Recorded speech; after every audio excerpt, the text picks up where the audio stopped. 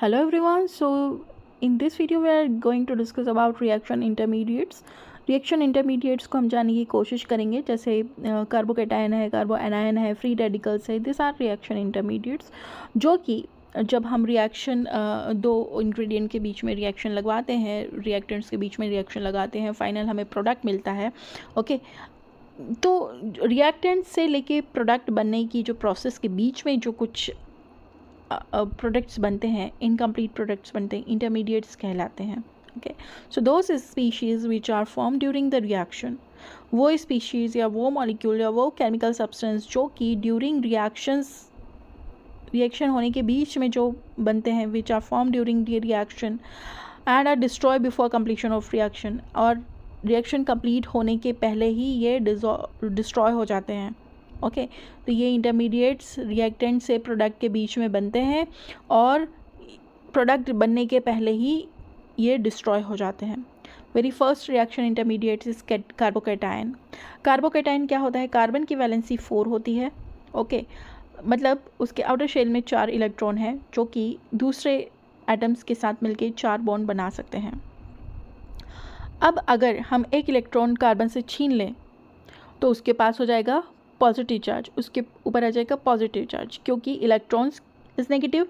Okay so जैसे ही आप उसकी नेगेटिविटी दूर करेंगे तो थोड़ा पॉजिटिविटी आ जाएगा कार्बन के ऊपर.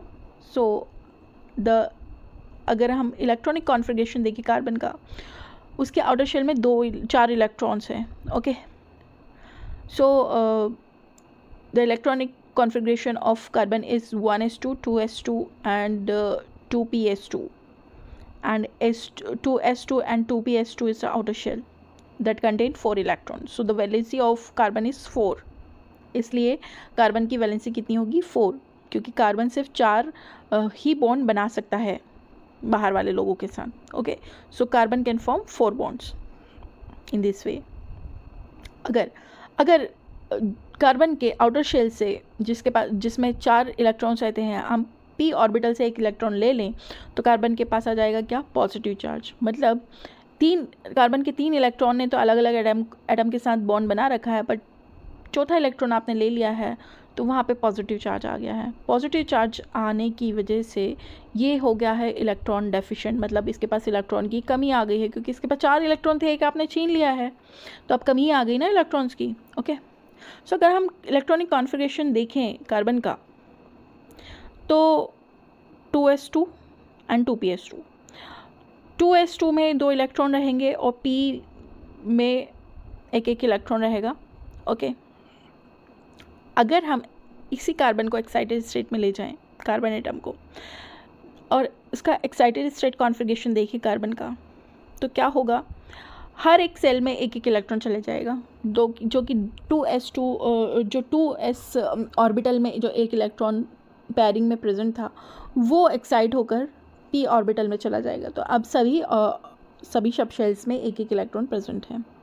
ओके और अगर एक इलेक्ट्रॉन यहाँ से आप निकाल दें तो अगर हम इलेक्ट्रॉनिक कॉन्फ़िगरेशन देखें कार्बोकेटायन का तो कुछ इस तरह से होता है. हर एक शेल के पास, सब शेल के पास एक इलेक्ट्रॉन है, बट 2p ऑर्बिटल के एक शेल में इलेक्ट्रॉन नहीं है, वेकेंट p ऑर्बिटल है. So it is the electronic configuration of carbocation. So carbocation is represented in this way, the 3 electrons making bond with the 3 other atoms, and at the other side positive charge is present. So now come to the characteristics of carbocations. Carbocation have 3 sigma bonds. Okay क्योंकि carbocation के पास 3 electrons हैं तो वो 3 sigma bonds form कर सकता है अलग अलग एटम के साथ. There is no pi bond, कोई पाई बॉन्ड ना यहाँ पे प्रेजेंट नहीं होता है. There is no lone pair of electron, यहाँ पर लोन पेयर ऑफ इलेक्ट्रॉन्स भी नहीं है. ओके सिंगल एक इलेक्ट्रॉन प्रेजेंट है, कोई lone pair of electron present नहीं है. Okay and carbocation have 6 electron in outer shell. Okay carbocation के आउटर शेल में 6 इलेक्ट्रॉन प्रेजेंट है. ओके 6 इलेक्ट्रॉन प्रेजेंट क्यों है? क्योंकि 3 तो ऑलरेडी कार्बोकेटायन के पास थे ओके और जिनके साथ इसने बॉन्डिंग की है, एक एक इलेक्ट्रॉन उनके साथ शेयर किया है, तो there are 6 electron in outer shell. Then carbocation is electron deficient, क्योंकि आपने उससे एक इलेक्ट्रॉन छीन लिया है, उसके पास पॉजिटिव चार्ज आ गया है, तो इलेक्ट्रॉन डेफिशिएंट होता है carbocation. It behave like electrophile. Okay, phile means love, electron loving, electrophile means electron loving होता है कार्बोकेटाइन। ट्राइगोनल प्लानर ज्योमेट्री होती है।